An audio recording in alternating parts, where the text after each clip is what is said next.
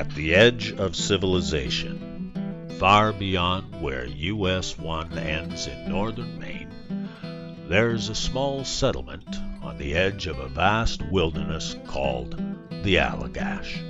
Population around 200 plus 5,000 moose, give or take.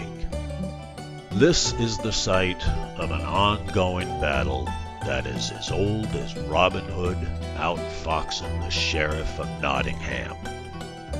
The people who live here, known as Moosetowners, are feisty and fiercely independent, with a wee bit of the Irish rebel in our blood. Being isolated, and like our fathers and their fathers before them, we've always depended on what God and nature has provided. Living off the land, fishing, hunting, trapping, minding our own business, and never taking more than we needed. It's always been that way, ever since the country was founded, until the government stepped in and started putting limits on fish and game, telling us what, when, and how much we could hunt, fish, or trap. Since then, it's been war. Us using our wits to survive versus the government lackeys trying to enforce laws made by bureaucrats in far-off places. They're very capable of surviving off the grid and utilizing anything they can find in the woods to help them get out of a mess that they're involved in. There's this cat and mouse thing has gone on for generations, not just for generations, 150 years here. What's happened a lot of places when we used to be able to go and catch 15 fish or 20 fish in a place or 5 in a place, they've cut the limit right down to 1 fish or 2 fish. We never had coyotes here, so the state brought them in. So I said, well, it was the coyotes that got all the deer. Well, that's not true either. There's another lie.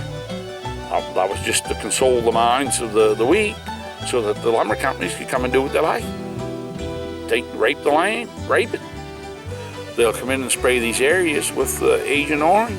Well, they'll call it Roundup, but it's the same thing they use in Vietnam. It's a defoliaging agent.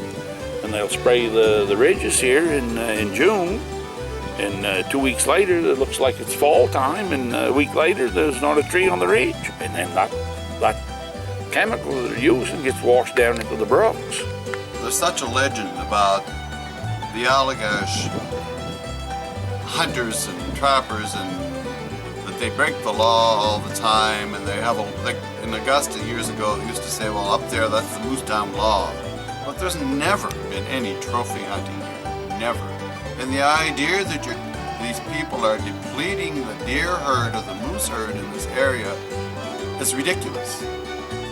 We are overrun by moose and deer. And so this need to rope these people in and we will show you that you're going to abide by the law is a little heavy-handed. These people are they're familiar with these woods. Their grandfathers, great-grandfathers worked in these woods and guided in these woods, so they own this territory. They know more about this territory than anyone will ever know that doesn't live here. Yeah, my cousin Jess, he lives up here in a little house trailer. Bare existence. And he doesn't have a washer or dryer or anything. He has an old cement mixer. He fixed it all up and got the motor running in it, the electric motor, and he goes out and does his laundry in that. He'll get a hose from the river. He puts water in that, the clothes down in it, and tumbles them around and dumps them out in his gator. He has a little gator with a dump on the back, and dumps them out in that, and then takes them out to a line out there and hangs them up to dry them. Does it all in a cement mixer. If these people want to avoid dealing with the law, they certainly can, because they know the topography and the area well enough that if they wanted to kill moose or deer illegally or whatever they wanted to do, no one's going to catch them. Come up the main road and look, and there was the game warden down ahead. You know, over the years, there's 100 years or more of stories that we can tell about how the locals have outsmarted the game wardens or the police officers, etc. They know how to do it. What the government doesn't understand is we eat everything we catch, trap, or kill, and what we don't eat, we give to the folks that can't provide for themselves.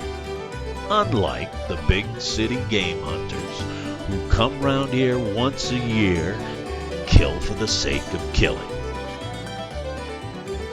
Well, it looks like the government, their unlimited taxpayer dollars ain't going away soon. And neither are we. We live here, and we still gotta eat. And for this, they call us outlaws. Well, so be it. Like Robin Hood, we intend to stay one step ahead. Strictly within the limits of the law, of course. Welcome to the Allagash.